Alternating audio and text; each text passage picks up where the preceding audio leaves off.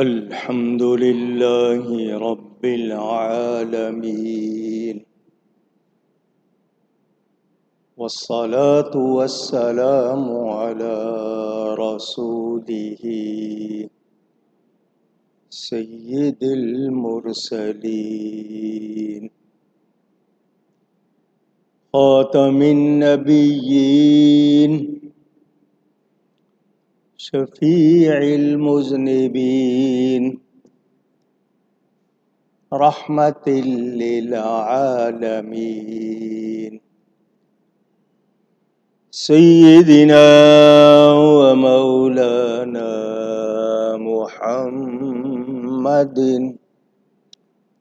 رسول رب العالمين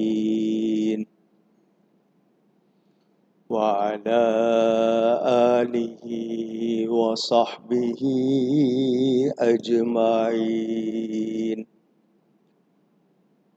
أما بعد فأعوذ بالله من الشيطان الرجيم. بسم الله الرحمن الرحيم. وإذ قال لقمان لابنه وهو يعظه يا بني لا تشرك بالله إن الشرك لظلم عظيم. صدق الله العلی العظیم. محبت کے ساتھ ایک مرتبہ درود شریف پڑھ لیجیے. اللہم صلی علی سیدنا و مولانا محمد معدن الجود والکرم وآلہ وصحبہ وبارک وسلم. الصلاة والسلام علیک یا رسول اللہ. الصلاة والسلام عليك يا حبيب الله. الصلاة والسلام عليك يا رحمة للعالمين وعلى آلك وأصحابك يا شفیع المذنبین.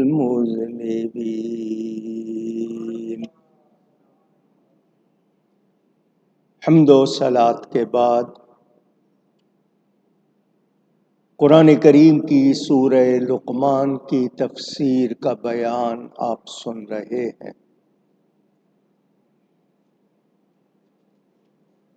گزشتہ جمعے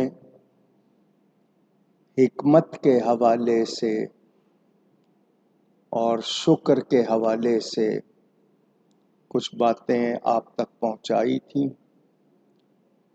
مزید بیان انشاءاللہ کروں گا. اللہ تعالی مجھے حق بیان کرنے،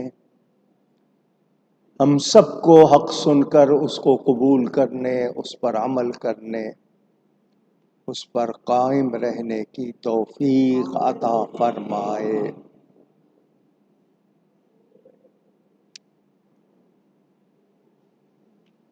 حکمت کے حوالے سے آپ نے سنا. دوسری بات شکر. آپ کو بتایا تھا شکر کا مطلب اللہ کی نعمت کی قدر کرنا اور اس کا صحیح استعمال کرنا. یہ اصلی شکر ہے. جو بھی نعمت ملی اس کی قدر کریں، دیکھ بھال کریں، اس کا غلط استعمال نہ کریں. اور جو شکر کرتا ہے اپنے بھلے کو کرتا ہے، اور کوئی ناشکری کرے تو اللہ تعالی بے پرواہ ہے. اللہ کو کسی کی کسی طرح حاجت اور ضرورت نہیں. شکر کرنے والے کی نعمت میں برکت ہوتی ہے، اضافہ ہوتا ہے۔ جو شکر نہیں کرتا وہ نعمت کو کھو دیتا ہے، ضائع ہو جاتی ہے، چھن جاتی ہے۔ ہم لوگ اپنے خواہشات اور خیالات کی دنیا میں گم رہتے ہیں۔ ہماری تسلی ہو، ہم سیٹسفائیڈ ہوں، ہم جس طرح چاہتے ہیں ویسا ہو۔ اصل یہ ہے کہ ہمیں اللہ تعالی کی رضا پر راضی رہنا چاہیے۔ جو اللہ کی رضا پر راضی رہتے ہیں، اللہ تعالی ان پر مہربانی فرماتا ہے۔ ہمارے ہاں شکر کرنے کا مزاج اور رواج یوں لگتا ہے جیسے ختم ہوتا جا رہا ہے۔ اللہ تعالی نے کتنی نعمتیں دی ہیں، ہم ان کا کتنا بے دریغ استعمال کرتے ہیں۔ ہوا، پانی، دھوپ، موسم، زمین، فضا، کیا کچھ ہے فری ملتا ہے۔ آپ کو آکسیجن ہاسپٹل میں لینا پڑ جائے، ہزاروں روپے خرچ کرنے پڑتے۔ اللہ کی طرف سے مفت مل رہا ہے، ہم شکر نہیں کرتے۔ رات سوئے پتہ نہیں صبح اٹھنا ہے یا نہیں، نیا دن، نئی زندگی ملی، اللہ کی مہربانی ہوئی، شکر کریں، وقت کا صحیح استعمال کریں۔ یہ وقت گزر جائے پھر لوٹ کر نہیں آتا۔ کہتے ہیں نا، گیا وقت پھر ہاتھ آتا نہیں۔ انسان ناشکرا، کتنی مخلوق ہے، اس میں صرف انسان کو شکر کرنے کے لیے کہا گیا اور وہی ناشکری کرتا۔ تو وہ ناشکری کرے گا تو اپنا نقصان کرے گا، اللہ بے پرواہ ہے۔ اللہ کو ہمارے سجدوں کی ضرورت نہیں، وہ ہر قسم کی حاجت سے پاک، سب اس کے محتاج ہیں۔ جس کو بھلا چاہیے اپنا، وہ شکر کرے۔ تکلیف ہو، راحت ہو، خوشی ہو، غم ہو، ہر حال میں کیا کہنا ہے؟ رضینا بقضاء اللہ، ہم اللہ کی مرضی پر راضی ہیں۔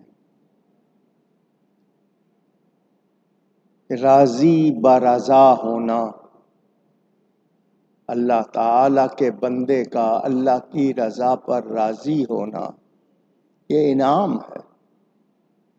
مگر نہ ہم نے سیکھا، نہ آگے بچوں کو سکھاتے ہیں، نخرے کرتے ہیں۔ ذرا سی تکلیف آ جائے شکایت کرتے ہیں، راحت پر شکر نہیں کیا، تکلیف پر شکایت فوراً شروع کر دیتے ہیں۔ ہم نے اللہ کے لیے کیا کیا ہے؟ کرتے کیا ہیں؟ یہ تو اس کی مہربانی ہے، وہ نوازتا ہے، ہماری نافرمانیوں کے باوجود وہ ہم پر اپنی رحمت کے دروازے بند نہیں کرتا۔ شکر کرنا سیکھیں۔ شکر کرنے والے زبان سے، دل سے، ہر طرح شکر کریں، نعمتوں کی قدر کریں۔ اللہ تعالیٰ ارشاد فرماتا ہے وَإِذْ قَالَ لُقْمَانُ لِابْنِهِ وَهُوَ يَعِظُهُ، اور یاد کرو جب حضرت لقمان نے اپنے بیٹے سے کہا، اسے نصیحت کرتے ہوئے۔ نصیحت اس کے معنی ہیں بھلا چاہنا، خیر خواہی، ویل وشنگ، کسی کا اچھا چاہنا، اس کو کیا کہتے ہیں؟ نصیحت۔ کیا کہتے ہیں؟ واعظ، اس کے معنی بھی نصیحت کے ہیں۔ یا بنی لا تشرک باللہ، اے میرے بیٹے اللہ کا کسی کو شریک نہ کرنا، نہ بنانا، نہ ٹھہرانا۔ ان الشرک لظلم عظیم،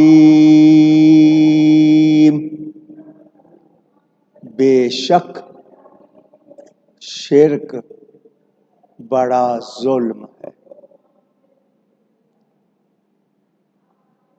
حضرت لقمان کے بیٹے کے بارے میں بتایا گیا، اس کا نام انعم، اگر کتابوں میں جیسا لکھا ہے اس کے مطابق صحیح ہے تو انعم نام تھا۔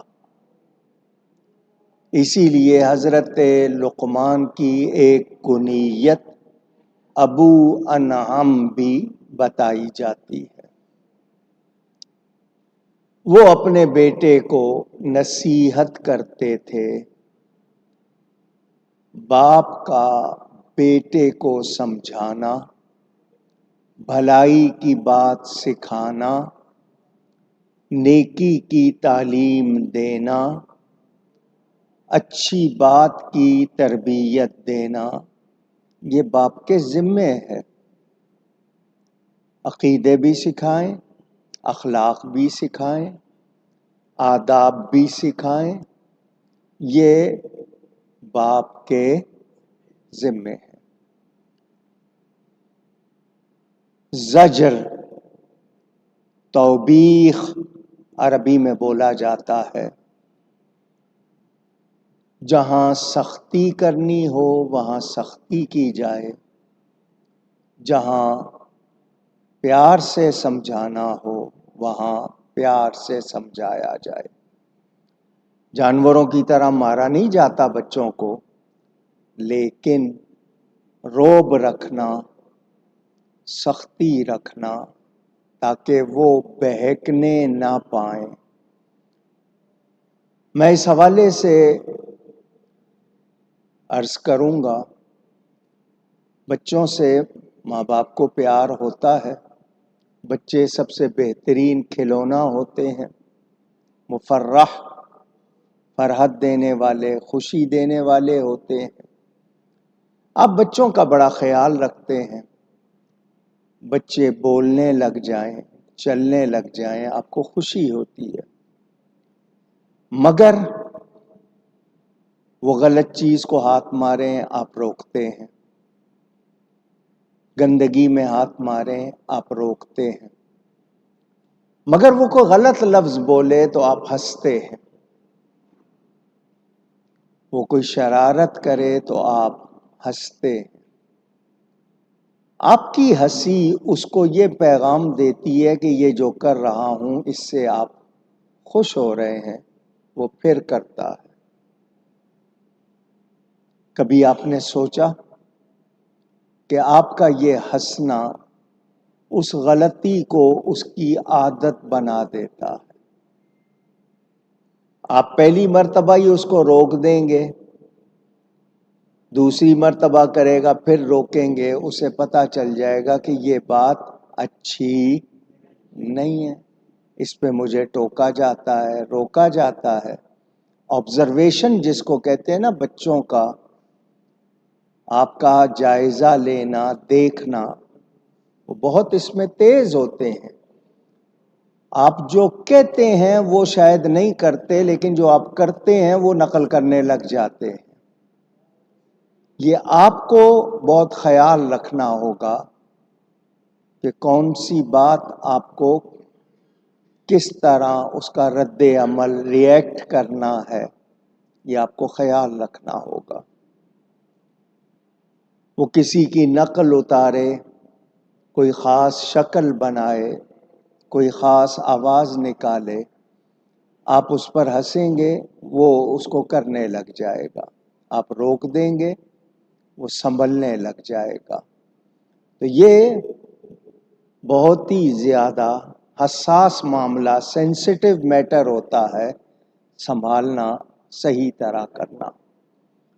تو سختی بھی کی جاتی ہے۔ سختی کرنے کا مطلب یہ نہیں ہے کہ آپ اسے لاٹھیوں سے مارنے لگ جائیں۔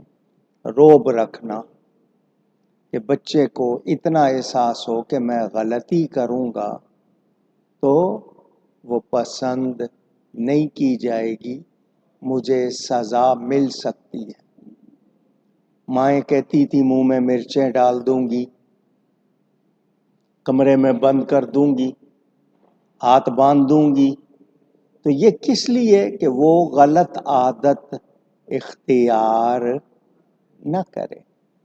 مگر آج آپ بچوں کو لڑنا سکھاتے ہیں، آپ بچوں کو شرارتیں کرنا خود سکھاتے ہیں، اور پھر شکایت لے آتے ہیں، جی بچہ ضدی ہو گیا، بگڑ گیا، کہنا نہیں مانتا، یہ ہے وہ ہے۔ تو بگاڑا کس نے ہے؟ اس کا یہ مزاج بنایا کس نے ہے؟ کبھی اس پر غور کیا آپ نے؟ تو باپ کی کیا ذمہ داری ہے، پہچاننا چاہیے۔ آیت آ رہی ہے آگے، ماں باپ بچوں کو کہتے ہیں دیکھو قرآن میں حکم ہے ماں باپ کا کہنا مانو، ان کے سامنے اف بھی نہ کرو، مگر ماں باپ کی کیا ذمہ داری ہے، وہ ماں باپ سیکھتے ہی نہیں ہیں۔ ماں باپ کے حقوق، رائٹس 6 یا 7 ہیں بچوں پر۔ ماں باپ کے حقوق کتنے ہیں؟ 6 یا 7 ہیں۔ بچوں کے ماں باپ پر حقوق 80 سے زیادہ ہیں، جو حدیث میں بیان ہوئے ہیں۔ کتنے؟ 80 سے زیادہ جو اولاد کے حقوق ہیں ماں باپ پر۔ کتنے ماں باپ ہیں جن کو وہ 80 حقوق معلوم ہیں، انہوں نے یاد کیے؟ میں نے کئی مرتبہ بیان کیے ہیں، پوری تقریریں کی ہیں، ٹی وی پروگرام کیے ہیں، انگلش اردو میں چھاپے ہیں، لیکن شوق ہی نہیں ہے جاننے کا۔ ٹی وی کے حوالے کر دیا، انٹرنیٹ کے حوالے کر دیا، کمپیوٹر کے حوالے کر دیا۔ آپ کی کیا ذمہ داری تھی، آپ نے اس کو ادا نہیں کیا، تو اب ذمہ دار آپ ہیں۔ بچے کا عقیدہ بگڑے، عادتیں بگڑے، کردار اخلاق بگڑے، تو ذمہ دار آپ ہیں۔ ماں باپ وہ ذمہ دار ہوں گے، انہیں خیال رکھنا ہوگا۔ ابن بیٹے کو کہتے، حضرت لقمان علیہ السلام اپنے بیٹے کو نصیحت کرتے تھے۔ انہوں نے کیا کہا؟ لا تشرک باللہ۔ پہلی بات کیا سکھانی ہے؟ ایمان۔ آپ سے بھی سننا چاہوں گا، کیا سکھانا ہے؟ ایمان۔ بچے کو بولنے کی جب صلاحیت مل جائے، کچھ بچے جلدی بول لیتے ہیں، کچھ دیر لگتی ہے، اس کو سب سے پہلے اللہ کا نام سکھائیں. کیا سکھانا؟ اللہ. جب اس کے بولنے میں تھوڑی سی روانی آ جائے، بولنے لگ جائے، تو پھر پورا کلمہ سکھانا ہے. کیا سکھانا؟ کلمہ. آپ کیا سکھاتے ہیں؟ کبھی سوچا؟ ممی، پاپا، یہ لفظ آپ پہلے سکھاتے ہیں. اس کے بعد آپ اس کو رنگوں کے نام، گنتی سکھاتے ہیں. بہت کم لوگ ہوں گے جو بچے کو اللہ کا نام یا کلمہ سکھاتے ہوں. انگلش کے الفابیٹ ہیں حروف تہجی. اسے کہیں گے A for apple, B for bat, C for cat, D for dog, E for elephant, F for frog. یہ آپ شروع میں سکھانا شروع کرتے ہیں. بیٹ چمگادڑ کو کہتے ہیں، کیٹ بلی کو کہتے ہیں، ڈاگ کتے کو کہتے ہیں، ایلیفینٹ ہاتھی کو کہتے ہیں، فراگ مینڈک کو کہتے ہیں. آپ نے کیا ابتدا کی؟ جانوروں کے نام سکھائے. گنتی بھی آپ اردو میں نہیں، انگلش میں سکھاتے ہیں. 1 2 3. مسلمان بنانا ہے آپ نے پہلے بچے کو، مگر کنڈر گارٹن میں KG1 کچی پکی جس کو کہتے ہیں، KG1 2 بھاری فیسیں دے کر داخلہ کراتے ہیں، نرسری بھیج دیتے ہیں. مائیں چاہتی ہیں کہ بچہ چلا جائے تاکہ میں آرام سے اپنے کام کروں. باپ بھی یہی چاہتا ہے کہ جی بچہ جو ہے وہ سیکھنے لگ جائے. کتنی عمر میں آپ کو سکھانا چاہیے آپ اس کا بھی لحاظ نہیں کرتے. کچی عمر میں ڈال دیتے ہیں. بچے کے ذہن میں کتنی صلاحیت ہے. آج سائنس نے یہ بھی بتا دیا کہ 4-5 سال سے پہلے بچے کو پڑھانا نہیں چاہیے. خود سائنس کہہ رہی ہے. باہر کے ملکوں میں وہ یہی کہتے ہیں کہ جی اس سے پہلے بچے کو آپ اسکول میں مت ڈالیں. مجھے ان سے غرض نہیں ہے. ہمارے ہاں کہا گیا 4 سال 4 مہینے کا بچہ ہو جائے تو اس کو بسم اللہ کراؤ، جس کو آپ قاعدہ پڑھانا کہتے ہیں، تاکہ وہ حرف اور لفظ بنانا سیکھ لے، حرف کی پہچان سیکھ لے. الف با تا سا ابتدا کراتے ہیں جسے آپ بسم اللہ کہتے ہیں.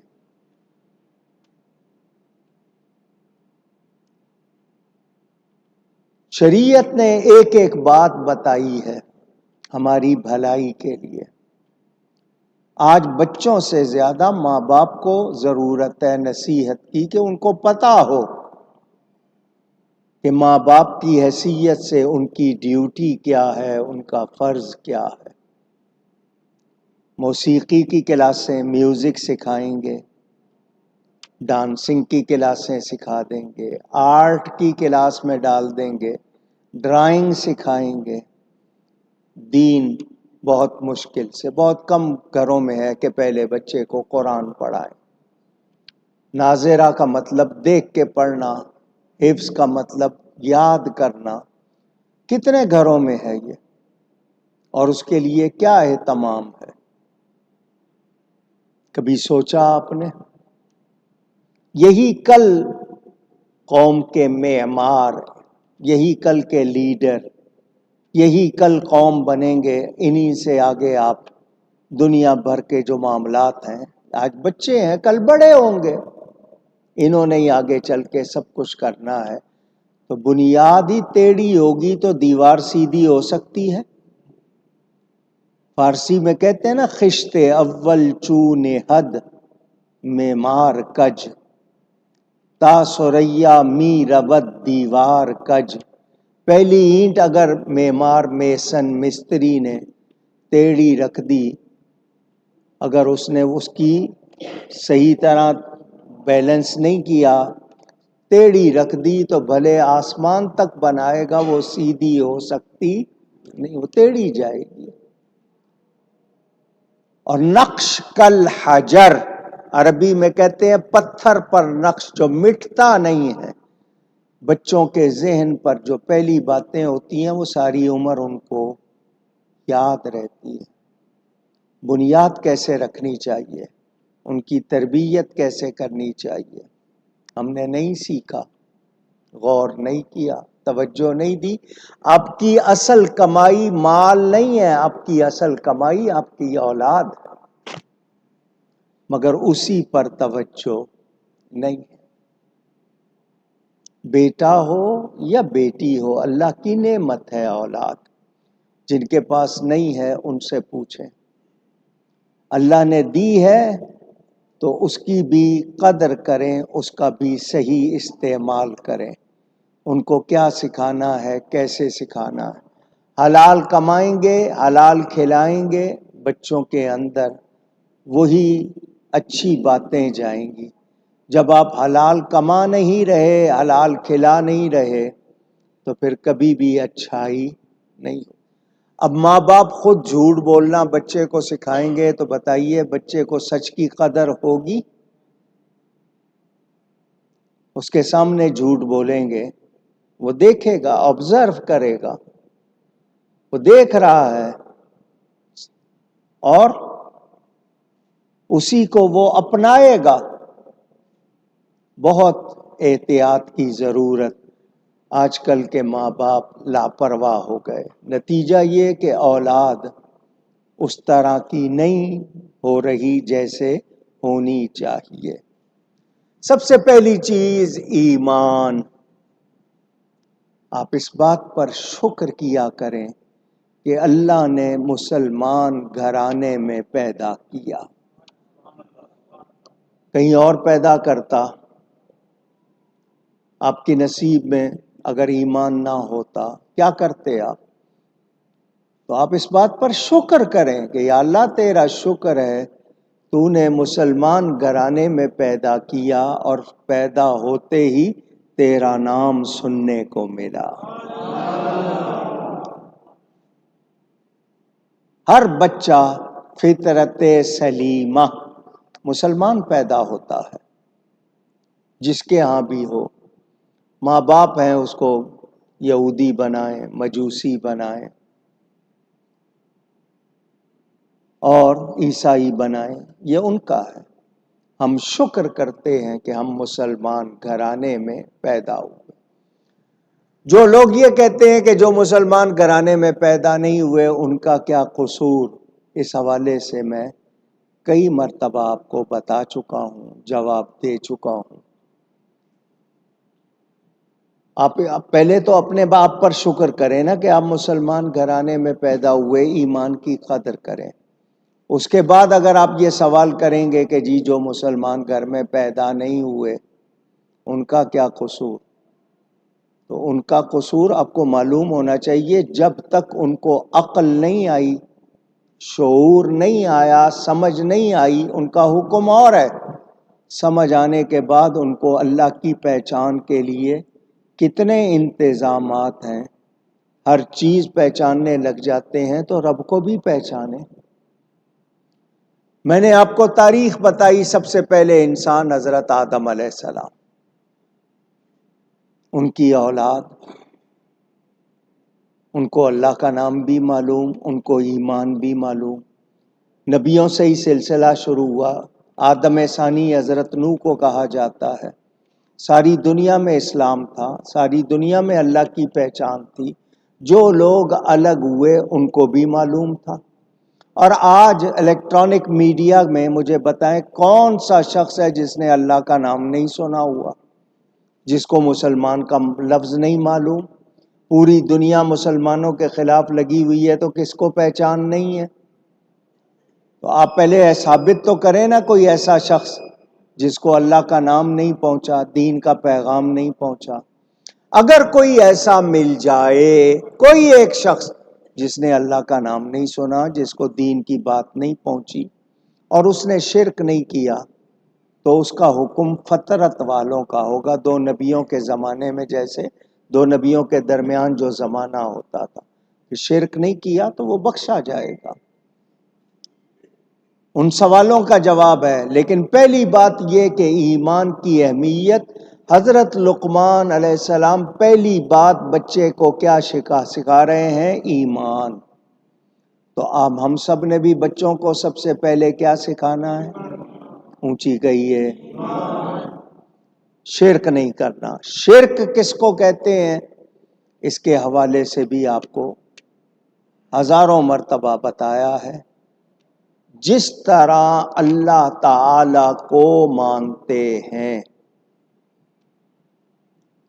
جو کمال جو شان اللہ تعالی کی مانتے ہیں، بالکل ویسے ہی ہو بہو کسی اور کے لیے مانیں گے تو کیا ہوگا؟ شرک، برابری. آپ کے پاس بھی کمالات ہیں، اللہ کے پاس بھی ہیں. اللہ کا کمال اس کا اپنا ہے، ذاتی ہے، کسی نے دیا نہیں. اللہ کا کمال کسی کے قبضہ و کنٹرول میں نہیں. اللہ کی کوئی ابتدا نہیں ہے، اللہ کی کوئی انتہا نہیں ہے. بندے کا کمال اس کا اپنا ذاتی نہیں ہے، اللہ کا دیا ہوا ہے، اللہ کے قبضہ و کنٹرول میں ہے. اس کی ابتدا بھی ہے، اس کی انتہا بھی ہے. جب فرق ہو جائیں برابری نہیں ہوتی، جب برابری نہیں تو پھر شرک بھی نہیں. ہزار بار میں نے آپ کو سمجھایا، سمیع سننے والے کو، بصیر دیکھنے والے کو. یہ لفظ قرآن میں اللہ کے لیے بھی، بندے کے لیے بھی. سمیع سننے والا، بصیر دیکھنے والا، قرآن میں اللہ کے لیے بھی یہ لفظ آئے ہیں، بندے کے لیے بھی آئے ہیں. لفظ ایک ہیں. برابری کیوں نہیں ہے؟ کہ اللہ خود سے سمیع و بصیر ہے، بندے کو اللہ نے سمیع و بصیر بنایا. بندہ خود سے دیکھتا سنتا نہیں. بندے کے دیکھنے سننے کی طاقت اللہ کی عطا کے مطابق ہے، اللہ کے دیکھنے سننے کی شان اس کی شان کے مطابق ہے. برابری نہیں ہے. فرق ہو گیا تو جب فرق ہو جائے تو پھر شرک نہیں ہوتا. آج کل وہ باتیں جو جائز ہیں، صحیح ہیں، ان کو بھی شرک کہنے کی بیماری ہو گئی.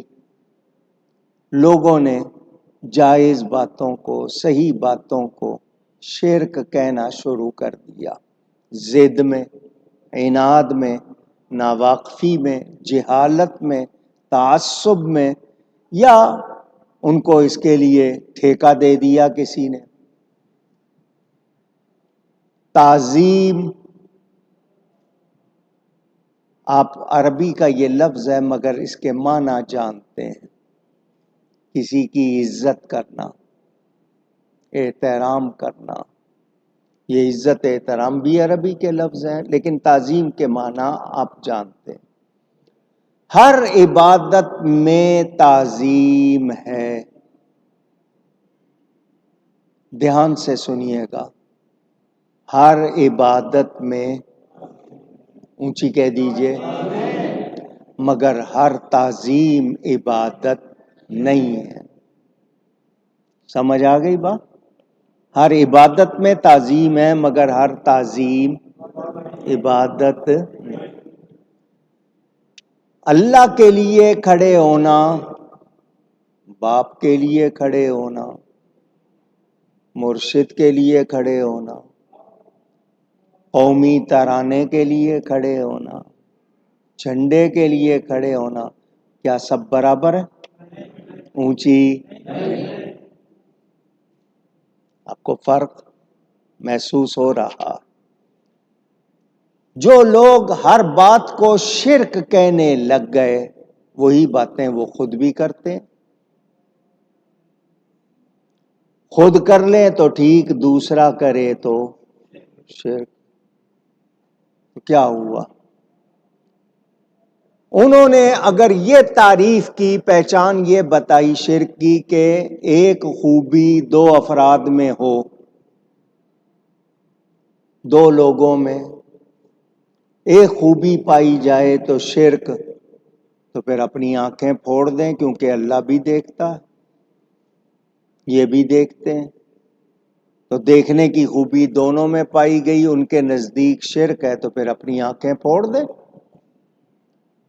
یہ سنتے ہیں، اللہ بھی سنتا ہے، خوبی ایک ہے سننا، دو میں پائی جا رہی ہے، ان کے نزدیک شرک، تو اپنے کانوں میں تار کول ڈال دیں ابلتا ہوا، اور سننے سے محروم ہو جائیں. جو ڈرم ہے سننے والا اس کو ختم کر دیں. یعنی جو چیزیں شرک نہیں ہیں ان کو اگر شرک کہیں گے تو پھر اپنی خود ہنسی اڑائیں گے، تمسخر کرائیں گے. جو شرک نہیں ہے اس کو شرک کہیں گے تو خود مشرک بنیں گے. اور شرک سب سے بڑا گناہ ہے، سب سے بڑا ظلم ہے. شرک کو اللہ معاف نہیں کرے گا، اس کے سوا جو چاہے گا معاف کر دے گا. آپ اچھی طرح یاد کر لیں، مفتیان شرک، یہ جو شرک کے فتوے دینے والے مفتی بن گئے ہیں، یہ جس طرح شرک کرتے ہیں اس طرح شرک ہوتا. انہوں نے جو شرک کی فہرست بنائی ہے، اگر وہ آپ کو سناؤں تو آپ کو بھی ہنسی آئے گی.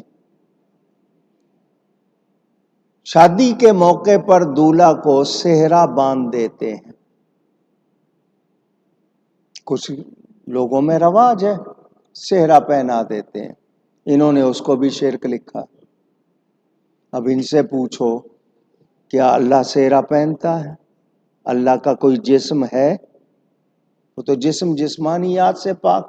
انہوں نے صحرا کو بھی شرک لکھ دیا. تو ہنسی آئے گی یا نہیں آئے گی؟ یہ میں نے صرف آپ کو ایک مثال دی ہے.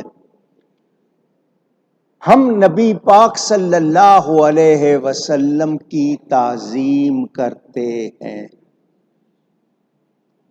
جس کا حکم رب نے دیا ہے.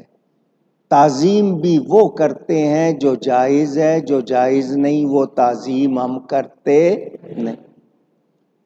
یہ اس تعظیم کو بھی شرک کہہ دیتے ہیں. مثلا سمجھا دوں، ہاتھ باندھ کے کھڑے ہو کر ہم سلام پڑھتے ہیں.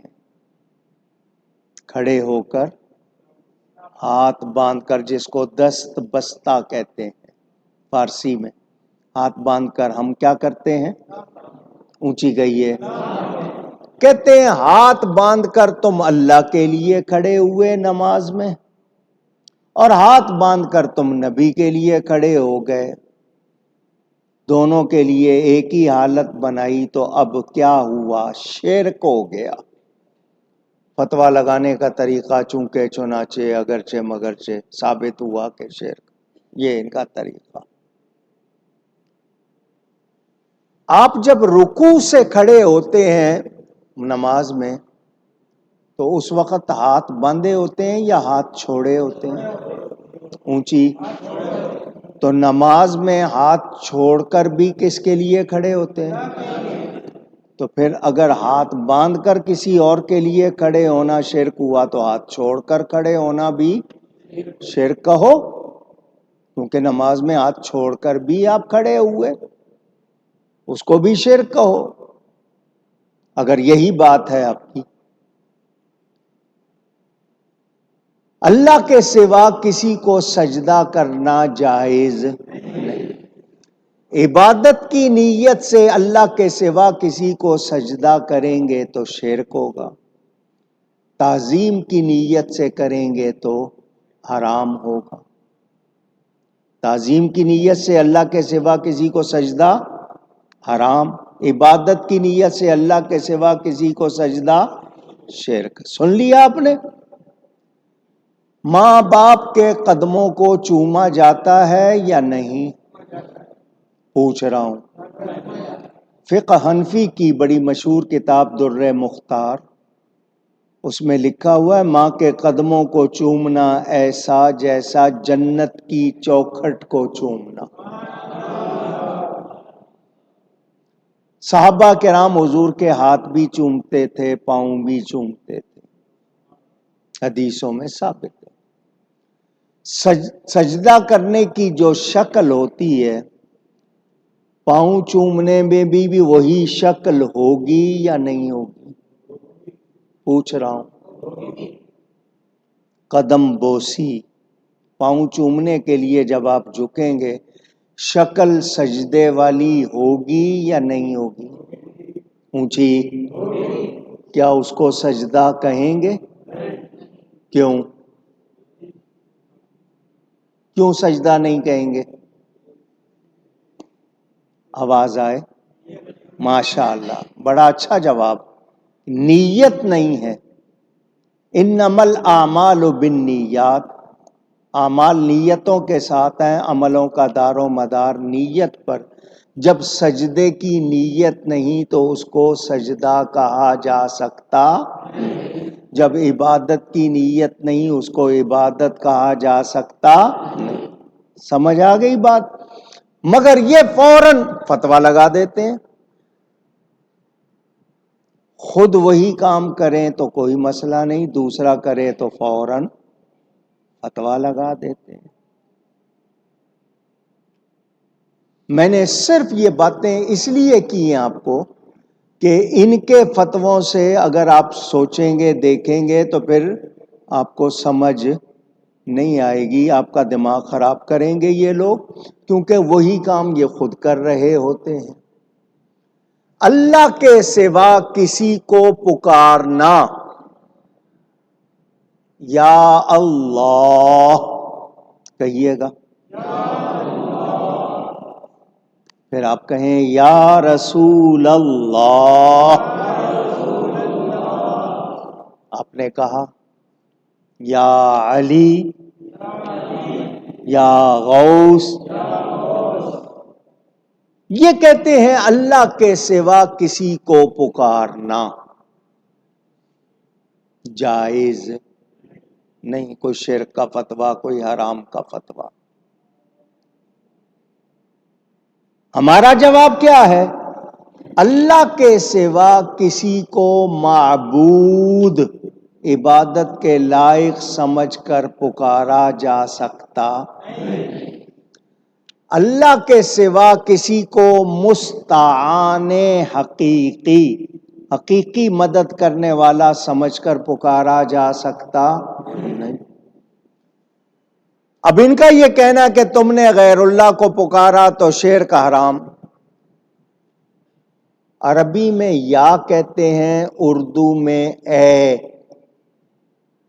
مثلا یا اخی، اے میرے بھائی. اب یا اخی عربی میں کہا، اردو میں اے بھائی، اے ہو گیا. انگلش میں او برادر. ٹھیک ہے. اب اللہ کے سوا کسی کو پکارنا جائز نہیں، تو آپ نے اپنے ابا جان کو پکارا،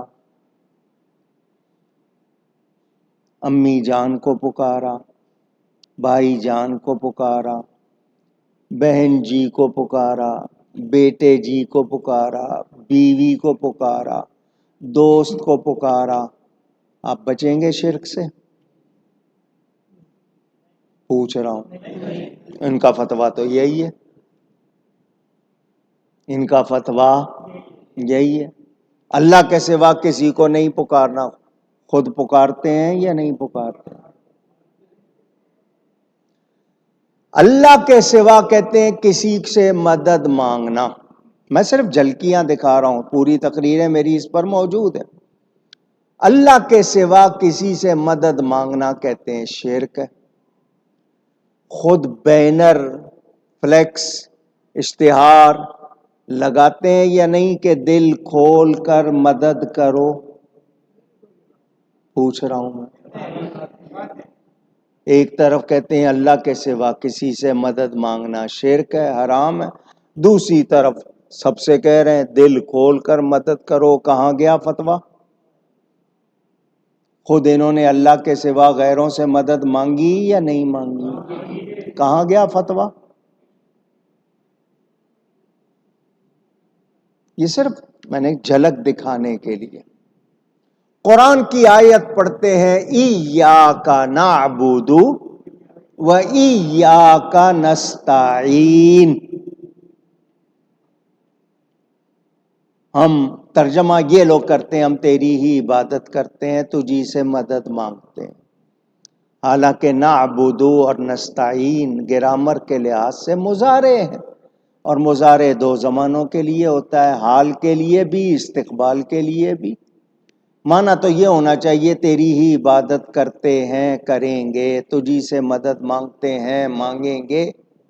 اصل ترجمہ تو پھر یہ ہونا چاہیے۔ بہرحال آیت پڑھتے ہیں ایاک نعبد و ایاک نستعین، دیکھو قرآن میں ہے اللہ ہی سے مدد مانگنی ہے، تو قرآن میں اگر یہ آیت ہے تو قرآن میں یہ بھی تو آیت ہے وَتَعَاوَنُوا عَلَى الْبِرِّ وَالتَّقْوَى، نیکی اور بھلائی کے کاموں میں ایک دوسرے کی مدد کرو۔ وہی لفظ عون مدد نستعین میں بھی ہے، تعاونوا میں بھی ہے۔ استعینوا بالصبر والصلاۃ، یہ بھی قرآن ہے کہ نماز اور صبر سے مدد چاہو۔ اسی قرآن میں ہے اعینونی بقوہ، قوت کے ساتھ میری مدد کرو۔ ایک آیت کو لے لیں باقی آیتوں کو چھوڑ دیں، چلے گا؟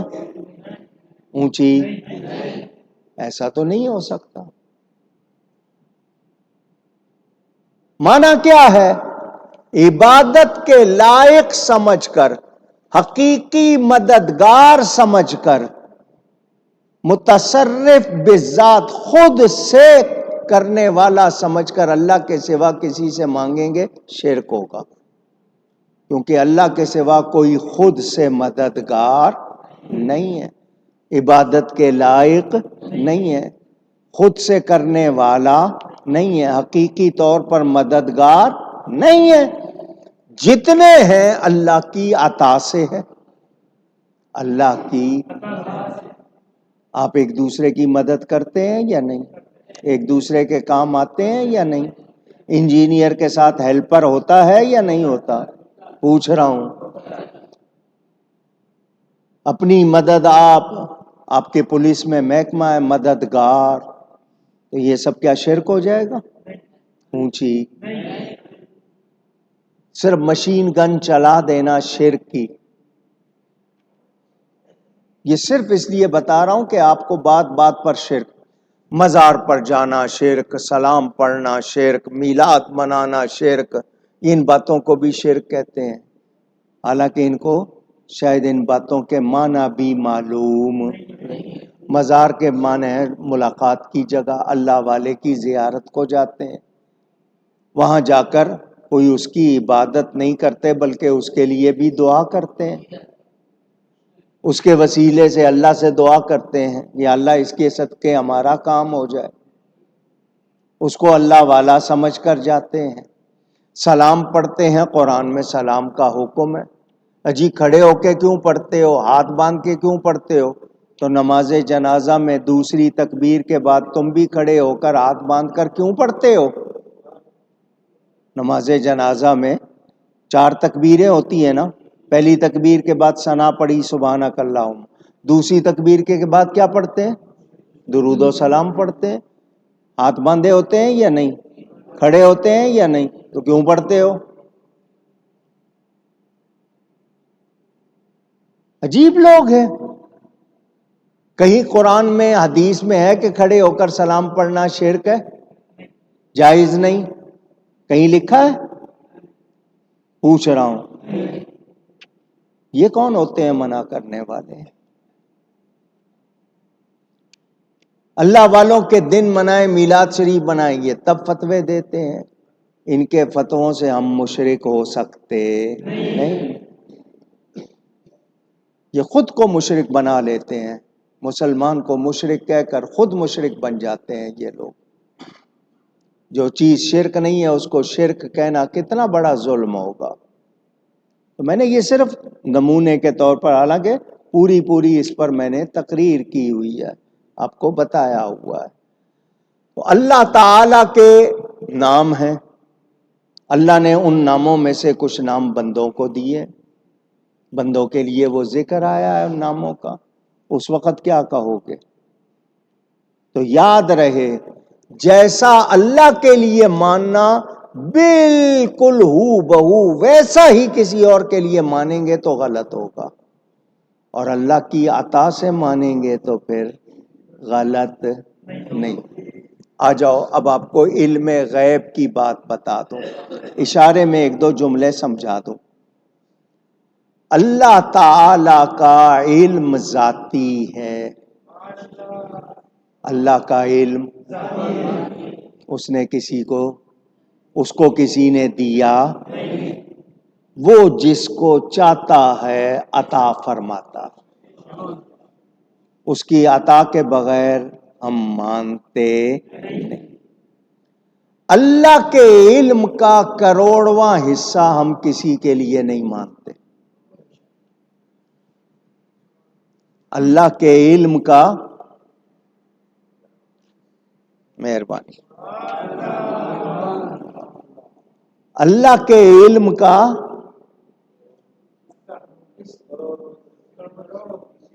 آج کل انگلش میں کاؤنٹنگ آ گئی، پہلے ہوتا تھا اکائی، دہائی، سینکڑا، ہزار، 10,000، لاکھ، 10 لاکھ، کروڑ، 10 کروڑ، ارب، 10 ارب، خرب، 10 خرب، پھر نیل، پھر پدم، یہ گنتی ہوتی تھی۔ آج کل انگلش ہو گئی، ملین، بلین، ٹریلین، کوارڈیلین تک جاتے ہیں۔ انہوں نے 300 صفر بنا دیے ہیں گنتی میں۔ کتنے؟ آپ سے تو 20 صفر گننا مشکل ہو جائیں گے، 300 صفر بنا دیے ہیں۔ اب اس 300 صفر کے لیے جو لفظ استعمال یہ کرتے ہوں گنتی میں، اتنا حصہ بھی ہم اللہ کے علم کا کسی کے لیے مانتے۔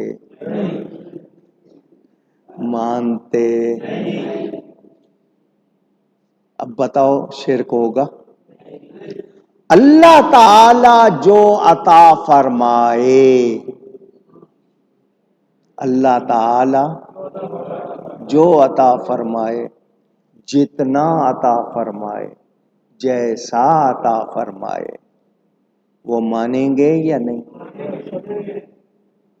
اونچی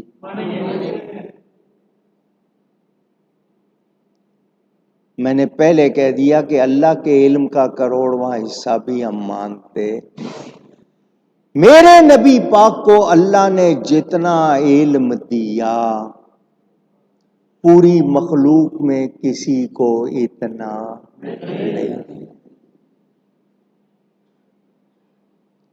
قرآن پاک میں اللہ فرماتا ہے، اللہ اپنے پسندیدہ رسولوں کو اپنے غیب پر مطلع فرماتا ہے۔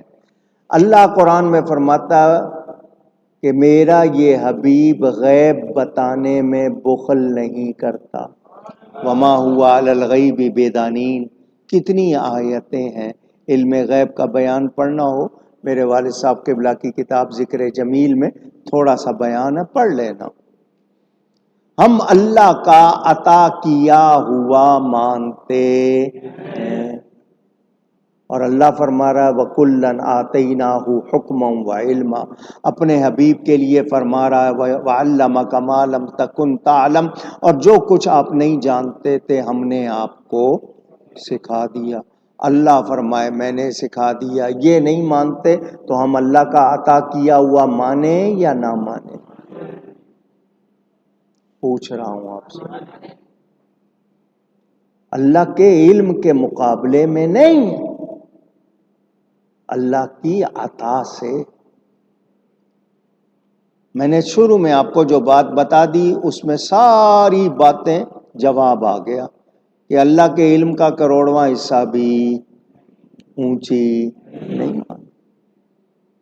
اللہ کی عطا سے اللہ نے جتنا عطا فرمایا، اب میرے نبی کو جتنا عطا فرمایا، دینے والا جانے لینے والا جانے، ہم ناپ سکتے ہیں؟ اونچی گئی ہے، سمجھاؤں یا کافی ہے؟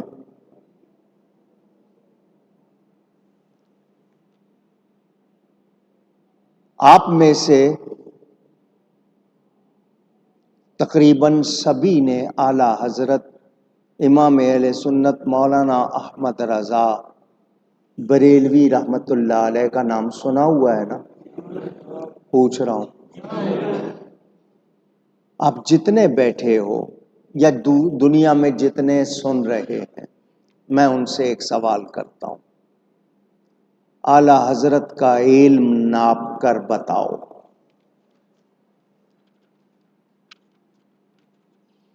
کتنا ٹائم چاہیے؟ ایک ہفتہ، ایک مہینہ، ایک سال؟ بہت ہے نا، 365 دن۔ کاغذ لے لو، کاپی لے لو، لکھنا شروع کر دو، کیا جانتے تھے، کیا جانتے تھے۔ آپ کو جتنی بھی یادداشت ہوگی یا آپ جتنا بھی ڈھونڈیں گے، گوگل پہ سرچ کریں گے یا دوسری کتابیں پڑھیں گے، یہ بھی جانتے تھے، یہ بھی جانتے تھے، یہ بھی جانتے تھے، یہ بھی جانتے تھے، لسٹ بنائیں گے آپ۔ لسٹ بنانے کے بعد جب میرے پاس لائیں گے، میں کہوں گا یہ آخری ہے یا اور بھی اس میں کچھ بڑھانا ہے، تو آپ یہ کہیں گے کہ جی میری معلومات کے مطابق اتنا ہے، اور کتنا ہے وہ میں جانتا، ہو سکتا ہے وہ اور بھی بہت کچھ جانتے ہوں، یہی کہیں گے نا؟ پوچھ رہا ہوں، تکلف نہ کریں، صحیح جواب دیں کہ جی میں نے بہت کھوج لگائی، بہت تحقیق کی، مجھے اتنا معلوم ہو سکا، میری معلومات کے مطابق اتنا، لیکن یہ میں دعویٰ نہیں کر رہا، اور بھی بہت کچھ جانتے ہوں گے جو مجھے معلوم۔ 14ویں صدی کے ایک عالم کے لیے میں 1 سال دوں آپ کو اور آپ اس کا علم نہ ناپ سکیں، میرے نبی کا علم ناپ لیں گے آپ؟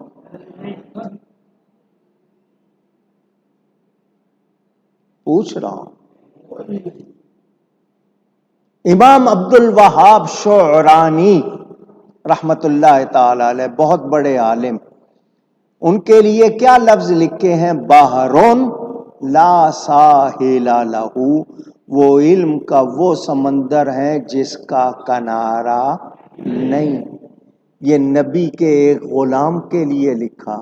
امام اعظم ابو حنیفہ کی شان کتنی، پھر آگے مولا علی کی شان کتنی، اور ہم 14ویں صدی کے ایک عالم کا علم نہیں ناپ سکتے، نبی کا علم کہاں سے ناپ لیں گے؟ تو اعلم، اللہ کی مخلوق میں اعلم، سب سے زیادہ جاننے والے میرے نبی پاک صلی اللہ علیہ وسلم، اور جس سے رب نے اپنا آپ نہیں چھپایا، اور کیا چھپانا؟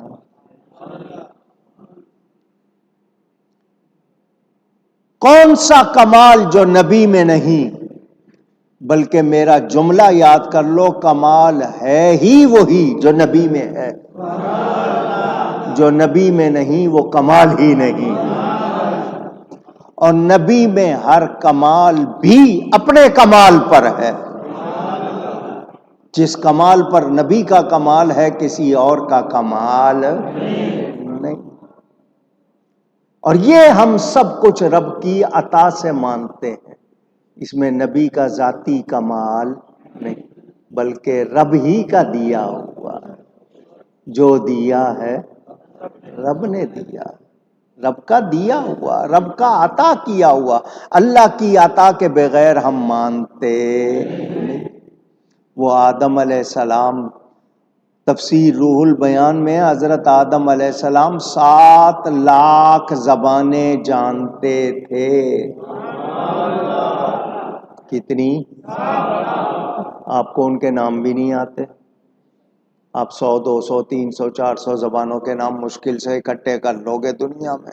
7 لاکھ زبانیں، کتنی قومیں تھیں، کتنی زبانیں تھیں، کس کس کی زبانیں تھیں، وہ سب جانتے تھے.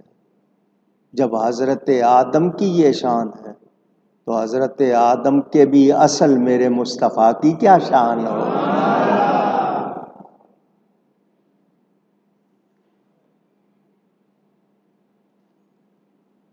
نبی کے غلاموں کو بھیجا گیا تبلیغ کے لیے، جس قوم کی طرف بھیجا گیا اس کی زبان اللہ نے ان کو سکھا دی. تو نبی تو ساری کائنات کے نبی بن کر آئے ہیں، سب کی زبانیں جانتے ہیں. سمجھ آ رہی ہے بات؟ آج کل لفظ امی پر بحث چل رہی ہے، پتہ نہیں کس کو شوق چڑھا ہے. آ جاتے ہیں اٹھ کے اور اپنے آپ کو سمجھتے ہیں کہ جتنا مجھے آتا ہے کسی کو نہیں آتا. النبی الامی، امی کا ترجمہ معاذ اللہ کر رہے ہیں ان پڑھ. نبی کو ان پڑھ کہنا چاہتے ہیں، خود کو علامہ کہلانا چاہتے ہیں. یہ حال ہو گیا ہے.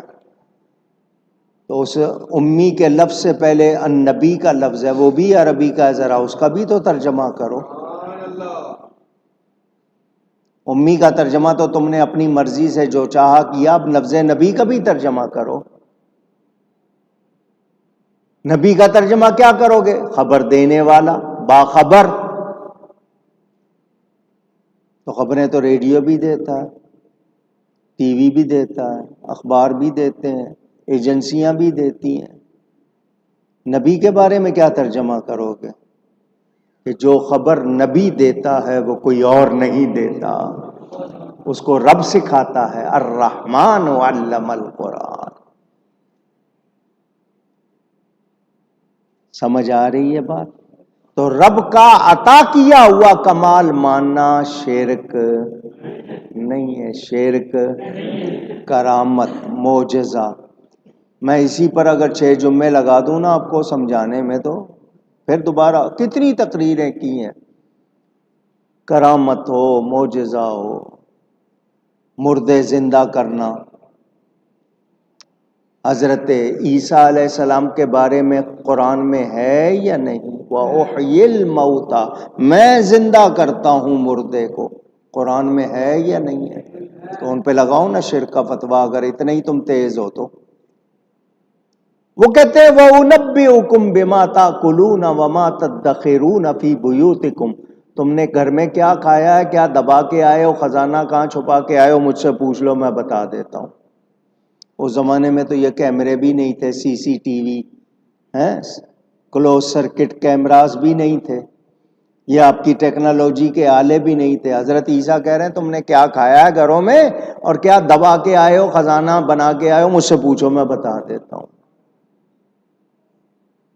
وہ کیا کہتے ہیں وَأُبْرِئُ الْأَكْمَحَ وَالْأَبْرَصَ. ابریو کے معنی شفا دینا، ہوتے میں شفا دیتا ہوں بیمار کو، برس والے کو، اور ماں کے پیٹ سے پیدا ہونے والے اندھے کو. کہتے ہیں میں شفا دیتا ہوں. لگاؤ شرک کا فتویٰ ان پر. لیکن انہوں نے کیوں یہ باتیں کی؟ آگے فرما دیا بِإِذْنِ اللَّهِ، یہ سارے کام میں کرتا ہوں مگر اللہ کی اجازت سے، اس کے حکم سے، اس کی عطا سے. اب مانو گے یا نہیں مانو گے؟ اچھا جی، آئی کیو، آپ کی دماغی صلاحیت، آج کل کہتے ہیں آئی کیو چیک کرو کتنا ہے. دنیا میں سب کا ایک جیسا نہیں ہے، کوئی ڈل ہے، کوئی بہت انٹیلیجنٹ، کوئی بہت ذہین ہے، کوئی بالکل احمق ہے، گھامڑ ہے، گاؤدی ہے، کیا کیا لفظ بولتے ہیں آپ. یہ ایک آلہ بنا لیا، وہ چیک کرتے ہیں کتنی ذہانت ہے اس میں، کتنی خوبی ہے، یہ جانتے ہیں، پنپتے ہیں. میں پوچھنا چاہتا ہوں یہ نبی کی ذہانت ناپ سکتے ہیں؟ جان سکتے ہیں؟ حضرت موسیٰ علیہ السلام نے صفاتی تجلی دیکھی، تفسیروں میں لکھا ہوا ہے انہوں نے صفاتی تجلی، رب اس میں صفت ہے، اس کی تجلی، فلما تجلی ربہ قرآن میں ہے نا، صفاتی تجلی دیکھی تو یہ شان ہو گئی کہ رات کے اندھیرے میں دور کئی میل کے فاصلے پر کالے پتھر پر چھوٹی سی کالی چیونٹی چلتی تھی، اس کو دیکھ بھی لیتے تھے، اس کے ریگنے کی آواز بھی سن لیتے تھے۔ تفسیروں میں لکھا ہے موسیٰ علیہ السلام جس نے صفاتی تجلی دیکھی ان کی یہ شان تھی، تو میرے نبی پاک نے صفاتی تجلی نہیں، صفت نہیں، عین ذات کو دیکھا ہے۔ بتائیے ان سے کیا چھپے گا؟ اللہ نے سب کی آنکھیں ایک جیسی بنائی ہیں؟ میں نے آپ کے سامنے اینک لگائی ہوئی ہے، چشمہ گلاسز لگائے ہوئے ہیں، کسی کی دور کی نظر، کسی کی نزدیک کی نظر، لینسز لگے ہوتے ہیں، عدسہ عربی میں کہتے ہیں۔ کتنے نمبر کا ہے؟ 1 نمبر، 2 نمبر، 3 نمبر، 4 نمبر، جس کی جتنی کمزور ہے۔ سب کی آنکھیں ایک جیسی، بعض کی بڑی تیز ہوتی ہیں، وہ کہتے ہیں نا اڑتی چڑیا کے پر گن لیتے ہیں، آپ کے یہاں کہاوت ہے، اتنی تیز بھی ہوتی ہیں۔ بعضوں کے کان میں گھس کے بولو نہیں سنائی دیتا، اور بعض کو خسر پسر بھی سنائی دے جاتی ہے، سب کا حال ایک جیسا ہے؟ اونچی۔ تو یہ آپ مانتے ہو رب کی عطا، تو رب جس کو عطا کرے، میں کراچی سے پکاروں وہ مدینے میں سن لیں، تو رب کی عطا سے ہو سکتا ہے یا نہیں ہو سکتا؟ کتاب کا نام فضائل درود شریف بستر لوٹا پارٹی، اس کا نصاب جو ہے، اس کی یہ کتاب بڑی مشہور، بازار میں ملتی ہے، میرے پاس یہاں رکھی ہوئی ہے، کہو ابھی نکال کے دکھا دیتا ہوں۔ اس میں حدیث لکھی ہوئی ہے، حضور صلی اللہ علیہ وسلم نے فرمایا، اس کتاب کا حوالہ اس لیے دیا تاکہ ان کو بھی پتا چل جائے کہ تمہارے بڑوں نے بھی لکھا ہے، ہمارا حوالہ نہیں مانتے تو اپنا ہی مان لو۔ اس میں لکھا ہے حضور صلی اللہ علیہ وسلم نے فرمایا، اللہ نے میری قبر پر ایک فرشتہ مقرر کیا ہے، میری قبر پر ایک فرشتہ جس کو تمام مخلوق کی آواز سننے کی طاقت دی ہے، جس کو تمام مخلوق کی آواز سننے کی طاقت دی ہے، جو کوئی جہاں کہیں سے مجھ پہ درود بھیجتا ہے یہ فرشتہ سنتا ہے، سنتا، فرشتہ سنتا ہے۔ سن کر کیا کرتا ہے؟ اس بندے کا، اس کے باپ کا نام لے کر اس کے الفاظ، اس کو درود مجھے پہنچاتا۔ بیٹھے ہوئے ہو سارے مسجد میں، باوضو ہو، جمعے کا دن ہے، ایمان سے بتاؤ درود پڑھنے سے پہلے اپنا نام لیتے ہو؟ اپنے باپ کا نام لیتے ہو؟ لاؤڈ اسپیکر لگاتے ہو؟ آپ منہ میں پڑھ رہے ہو، آپ کے کان میں بھی سانس کی آواز آئے نہ آئے آپ پڑھ رہے ہو، وہ فرشتہ سن رہا ہے، آپ کا نام جانتا ہے، آپ کے اصلی باپ کا نام جانتا۔ تو جس کی قبر پر مقرر غلام کی یہ شان، جس کی وجہ سے اس فرشتے کی یہ شان، اس آقا کی کتنی شان ہو۔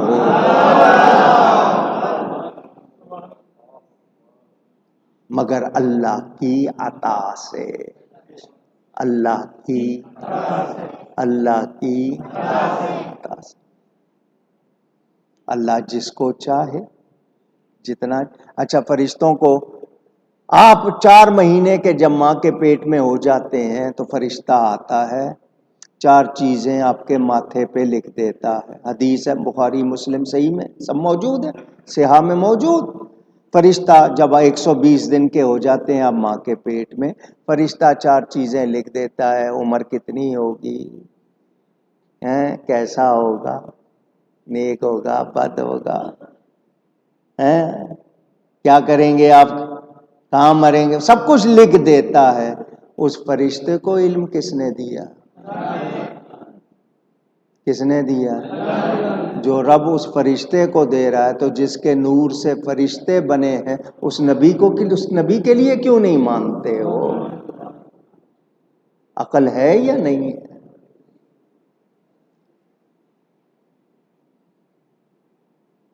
حضور صلی اللہ علیہ وسلم فرماتے ہیں ابھی میں نے اعلان نبوت نہیں کیا تھا، میں مکہ کی گلی میں گزرتا تھا، پتھر مجھ کو سلام کرتے تھے، السلام علیک یا رسول اللہ، صحیح حدیثوں میں موجود۔ ابھی اعلان نبوت نہیں کیا، فرشتے کی بات نہیں کر رہا، پتھر کی بات کر رہا ہوں۔ پتھر سلام کر رہا ہے، پتھر دیکھ رہا ہے، جانتا ہے میرے پاس سے گزرنے والا اللہ کا رسول ہے۔ پتھر کو پتا ہے، خود نبی کو نہیں پتا؟ کچھ عقل ہے یا نہیں ہے؟ تو ہم نبی کا علم، نبی کا فضل، نبی کی شان، نبی کا کمال مانتے ہیں اللہ کی عطا سے۔ جھگڑا ختم۔ ہم یہ کہیں کہ وہ خود سے جانتے ہیں، خود سے شان والے، تو اعتراض کرو، ہم نے کبھی ایسا کہا نہیں۔ باقی رہی کتنا، وہ دینے والا جانے اور لینے والا جانے۔ ہمارے پاس کوئی فیتا نہیں ہے، انچی ٹیپ میجرمنٹ کی نہیں ہے کہ ہم ناپیں اتنا تھا اتنا تھا اتنا تھا۔ ہم کیا کہتے ہیں؟ وہ خدا نہیں بخدا نہیں،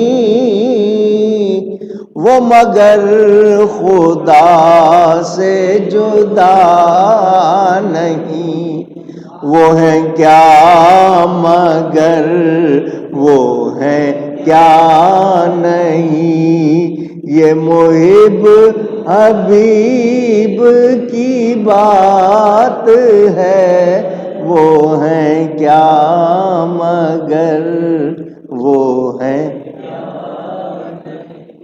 سلطان العارفین، عارف کہتے ہیں پہچاننے والے کو، اللہ کو پہچاننے والے، عارف باللہ، ان کے بادشاہ۔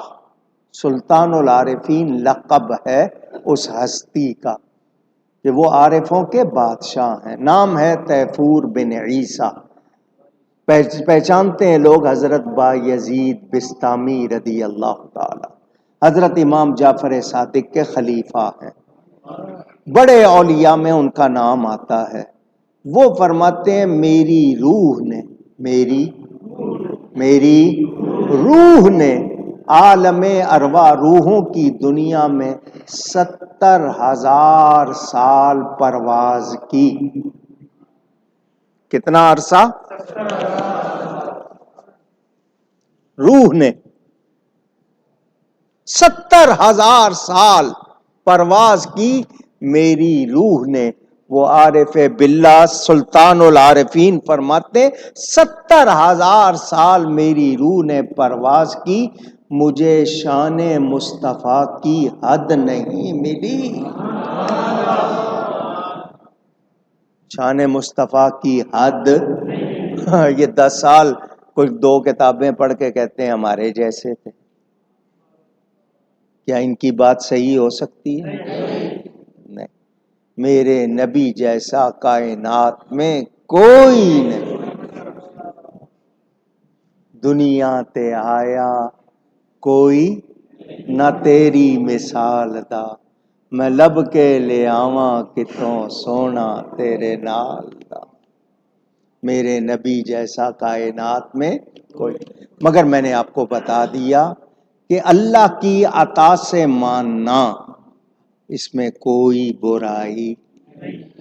حضرت سلیمان علیہ السلام کا امتی آنکھ جھپکنے سے پہلے سینکڑوں میل سے اتنا وزنی، اتنا بڑا تخت لایا یا نہیں لایا؟ قرآن ہے۔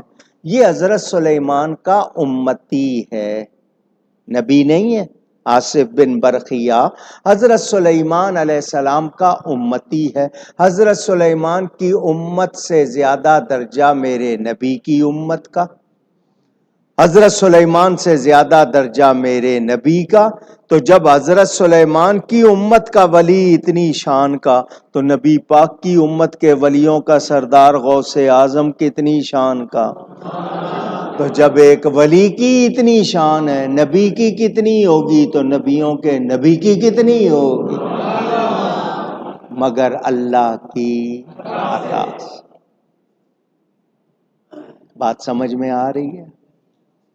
تو شرک شرک شرک کے فتوے لگانے والوں سے ڈرنا، یہ خود مشرک بنتے ہیں۔ عند اللہ و عند الرسول، عند اللہ عند الرسول کا مطلب اللہ اس کے رسول کے نزدیک ہم مومن ہیں تو ان کے فتووں سے ہمارا کچھ بگڑتا نہیں، اور الحمدللہ ہم مومن ہیں، ہم ہرگز مشرک نہیں۔ اور بخاری شریف میں یہ حدیث ایک جگہ نہیں ہے، کیونکہ بخاری میں ایک حدیث بعض مرتبہ 7 جگہ آئی ہے، ایک مسئلہ ثابت ہوتا ہے ایک باب میں، دوسرا مسئلہ ثابت ہوتا ہے وہی حدیث دوسرے باب میں، یہ حدیث 3 جگہ بخاری میں ہے۔ حضور فرماتے ہیں مجھے اپنی امت سے شرک کا خوف نہیں ہے، مجھے اپنی امت سے شرک کا خوف نہیں ہے، اس بات کا اندیشہ ہے کہ میری امت دنیا کو زیادہ پسند کرنے لگ جائے گی۔ جب نبی کہہ رہے ہیں شرک کا خوف نہیں ہے اور یہ کہتے ہیں شرک بہت ہو گیا ہے، شرک بہت ہو گیا ہے، تو ان کو شرک کا ہیضہ ہو گیا ہے، شرک بہت نہیں ہوا۔ جب نبی کو خوف نہیں ہے ان کے چلانے سے کچھ ہو سکتا، سمجھ آ رہی ہے بات؟ تو حضرت لقمان نے اپنے بیٹے کو پہلی نصیحت کیا کی کہ اللہ کا کسی کو شریک نہ بنانا۔ شرک سب سے بڑا ظلم ہے۔ میں نے شرک کے حوالے سے کچھ باتیں آپ کو سمجھائیں، ہم ہرگز شرک کرتے نہیں۔ اچھا، میں نے آپ کو کہا ان کے نزدیک اللہ کے سوا کسی کو پکارنا شرک، یہ خود بھی پکارتے ہیں، تو سن لو، اللہ کے سوا کسی کو عبادت کے لائق سمجھ کر پکارنا، مستعان حقیقی سمجھ کر پکارنا، متصرف مستقل بذات سمجھ کر پکارنا شرک، اور ہم ایسا نہیں کرتے، ہم اللہ کے پیاروں کو محبوب سمجھ کر پکارتے ہیں، اور اس پکارنے کا ثبوت ہمارے پاس قرآن سے بھی ہے، حدیث سے بھی ہے، قرآن سے بھی ہے، حدیث سے۔ میرے والد صاحب قبلہ کی کتاب راہ حق پڑھ لینا، راہ حق پڑھ لینا، اس میں یہ پورا بیان ہے، یا کہہ کے پکارنا، مدد مانگنا۔ جو لوگ اس کو شرک کہتے ہیں ان کی کتابوں سے بھی جواب دیے ہوئے۔ تو یاد رکھیں ہم ہرگز شرک کرتے نہیں۔ انہوں نے ہاتھ چومنے کو، پیر چومنے کو بھی شرک لکھ دیا ہے، پتہ نہیں دماغ ان کا کہاں ہے۔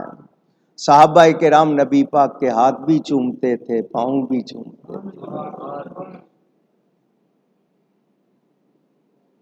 اور یہ کوئی ان کے چوم لے تو ٹھیک ہے، اس کی تصویریں بھی آتی ہیں ان کی فلمیں آج کل تو سب کچھ، یہ خود کر لے تو ٹھیک، دوسرا کرے تو شرک، اور فتوے آ جاتے ہیں۔ تو یاد رکھو ہم الحمدللہ مسلمان ہیں، مومن ہیں، ہم ہرگز مشرک نہیں۔ جو ہمیں مشرک کہتا ہے وہ خود کو مشرک بناتا ہے، وہ خود اپنے آپ کو مشرک بناتا ہے۔ ان الشرک لظلم عظیم، بے شک شرک بڑا ظلم ہے، اور شرک جب تک توبہ نہ کی جائے اس کی معافی اونچی۔ اب یا کہہ کہ کس کس نے نبی پاک کو پکارا، بڑا مشہور واقعہ، حضرت مولانا جامی ان کی نعتیں مشہور ہیں، تنم فرسودہ جاں پارا ز ہجراں یا رسول اللہ، ز مہجوری برآمد جان عالم، ترحم یا نبی اللہ ترحم۔ ان کے لیے حضور نے فرمایا یہ میرے روضے پہ آ گیا تو مجھے قبر سے باہر نکل کے ملنا پڑے گا۔ تو جو مشرک ہو اس کو قبر سے باہر نکل کے ملا جاتا ہے؟ اونچی پوچھ رہا ہوں، واقعہ لکھا ہے اسی آپ کے فضائل درود شریف میں، خود انہی بستر لوٹا پارٹی کے بڑے نے لکھا ہے، غلط لکھا ہے تو ان کو پکڑو۔ تھانوی صاحب جگہ جگہ کیا لکھتے ہیں، یا شفیع العباد خذ بیدی، اے بندوں کی مدد کرنے والے میری دستگیری کیجئے، میرا ہاتھ پکڑیے۔ تو اگر یا کہہ کے پکارنا ہے تو لگاؤ نا تھانوی صاحب پہ فتویٰ۔ علماء دیوبند اپنا پیر کہتے ہیں حاجی امداد اللہ صاحب مہاجر مکی کو، وہ بڑے پکے سنی تھے، یہ ان کو اپنا پیر تو کہتے ہیں مگر یہ ان کے اصلی مرید نہیں ہے. وہ کیا کہتے ہیں؟ یا محمد مصطفیٰ فریاد ہے، اے رسول کبریا فریاد ہے. سخت مشکل میں پھنسا ہوں آج کل، اے میرے مشکل کشا فریاد ہے. لگاؤ فتویٰ ان پر. اگر واقعی تم لوگوں کے نزدیک یہ چیز شرک ہے تو فتویٰ ان پہ لگاؤ. ان پہ نہیں لگا رہے تو پتہ چلا تم لوگ پھر ظالم ہو. جو چیز شرک نہیں ہے اس کو شرک کہہ رہے ہو، اور تمہارے فتوے جو ہیں وہ ایسے ہی فساد پھیلانے کے لیے ہیں، دین سمجھانے کے لیے نہیں. اور آج کل تو فتوے ترجیحات، تعلقات یا مفاد، فائدہ کس میں ہے، تعلق کس سے ہے، یا کس کو اہمیت دینی ہے، اس کے حوالے سے جناب فتوے ہوتے ہیں. الا ماشاء اللہ سب کا حال ایک جیسا نہیں ہے. آج کل کے فتوے کھیل بنے ہوئے ہیں. تو یاد رہے، سب سے پہلے بچوں کو کیا سکھانا چاہیے؟ اونچی ایمان سکھانا. خود سیکھنا ہے، بیوی بچوں کو سکھانا. آپ ان کو اسکول میں مدرسے میں بعد میں ڈالو، پہلے دین سکھاؤ، ایمان سکھاؤ، تاکہ کوئی بہکا نہ سکے. اور آپ کو خود نہیں آتا تو پہلے خود سیکھو. مدرسے میں پڑھنے کے لیے آپ کے پاس ٹائم نہیں ہے، علماء نے کتابیں لکھی ہیں. آپ کو ایک ایک عقیدے کے بارے میں سمجھایا، نہیں سمجھ آتی ہے، مسجد کے امام صاحب کے پاس جاؤ، امام صاحب یہ عبارت میری سمجھ میں نہیں آ رہی، سمجھائیں. پوچھو ان سے، سیکھو. یہ ذمہ داری ہے، سیکھنا ہوگا. پہلی بات کیا کی حضرت لقمان نے اپنے بیٹے سے؟ میرے بیٹے اللہ کا کسی کو شریک نہ بنانا. اللہ تعالی ہر قسم کے شریکوں سے، ہر قسم کے شریکوں سے پاک. یہ میں نے شرک کے حوالے سے کچھ باتیں آپ کو بتائی ہے، کچھ باتیں، بہت تفصیل، بس بنیادی بات یہ ہے میں نے آپ کو بتا دیا. ہم کسی مخلوق کے لیے اس کا کوئی ذاتی کمال مانتے نہیں. جس کے لیے مانتے ہیں اللہ کا عطا کیا ہوا مانتے ہیں، دیا ہوا مانتے ہیں. اللہ جس کو چاہے جتنا چاہے عطا فرمائے. اور لوگوں میں، مخلوق میں سب سے زیادہ شان نبیوں کی ہے، اور نبیوں میں سب سے زیادہ شان ہمارے نبی پاک صلی اللہ علیہ وسلم. تو جتنا کمال ہمارے نبی میں ہے کسی اور میں. سب سے اولا اعلی، جب ان کو اعلیٰ کہہ رہے ہیں اور سب سے، تو مخلوق میں وہ سب سے اعلیٰ کیا مطلب؟ جیسی شان ان کی ہے کسی اور کی. سب سے اولا اعلیٰ ہمارا نبی، سب سے بالا والا ہمارا نبی صلی اللہ علیہ وسلم. تو آپ نے سنا، بچوں کی تربیت بڑی اہم چیز ہے، اس سے غافل نہیں ہونا، سیکھنا چاہیے. ماں باپ کے حقوق اگر معلوم ہے ماں باپ کو، تو اولاد کے حقوق بھی معلوم ہوں، اولاد کو بھی سکھائے جائیں. سکھانے کا طریقہ، ہاں جہاں کہیں سختی کرنی ہے کتنی سختی کرنی ہے، جہاں نرمی کرنی ہے کتنی نرمی کرنی ہے پتہ ہونا چاہیے. ایک دم لاڈ اٹھا کے بگاڑ دیا، اب سختی کرنا چاہ رہے ہیں، بچہ قابو نہیں آ رہا.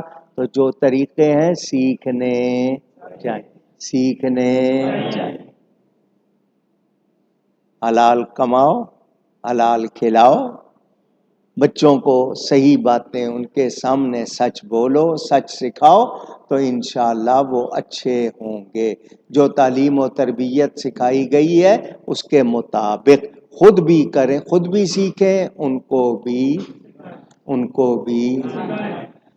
اگلی آیت میں بیان ہے ماں باپ کے بارے میں۔ کس کے بارے میں؟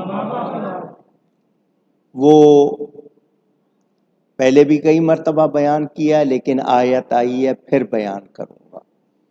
ماں باپ کے حقوق کیا ہیں، ماں باپ کے ساتھ کیسے رہنا ہے، ماں باپ کو اولاد کے ساتھ کیسے رہنا ہے، اگلی آیت آئی ہے، انشاءاللہ اس کا بیان ہوگا۔ آج یہ بیان یہاں پر پورا کرتا ہوں، باقی آئندہ گفتگو میں مجھ سے کہیں کوئی غلطی ہوئی ہو، اللہ تعالی اس کے رسول صلی اللہ علیہ وسلم کی بارگاہ میں توبہ کرتا ہوں۔ وآخر دعوانا ان الحمد للہ رب العالمین۔ دو تین باتیں آپ کے ساتھ کرتا ہوں۔ پہلی بات تو یہ ہے کہ ختم نبوت کے حوالے سے سپریم کورٹ نے ابھی تک فیصلہ نہیں دیا، ابھی تک فیصلہ 1 مہینے سے زیادہ ہو گیا ہے۔ کس انتظار میں ہے؟ دوسری باتیں آ جائیں تو جناب راتوں کو بھی عدالت لگ جائے۔ کتنے مہینے ہو گئے، پوری قوم کو پریشان کر رکھا، اور اس چیف جسٹس کی جتنی عزت ہو رہی ہے وہ بھی آپ نے دیکھ لی ہے۔ اسلام آباد میں ایک بیکری میں گئے، وہ بیکری کے ملازم نے اس نے لعنت کہہ دیا ان پر، اس پر فوراً ایکشن لے لیا گیا۔ چیف جسٹس کی عزت بہت زیادہ ہے، نبی کی کوئی عزت نہیں ہے۔ کیسے ہی ملک ہے یہ، کیا ہے؟ ساری قوم پریشان ہے، انتظار میں ہے۔ وعدہ کر چکے ہیں، 22 اگست کو کہا تھا کہ جو غلط باتیں شامل ہو گئی ہیں فیصلے میں وہ نکال دیں گے، آج تک کیوں نہیں نکالی؟ ہمیں صحیح فیصلہ چاہیے۔ ہمیں کون سا فیصلہ؟ قرآن و سنت کے مطابق، آئین کے مطابق اور مسلمانوں کی خواہشات کے مطابق صحیح فیصلہ چاہیے۔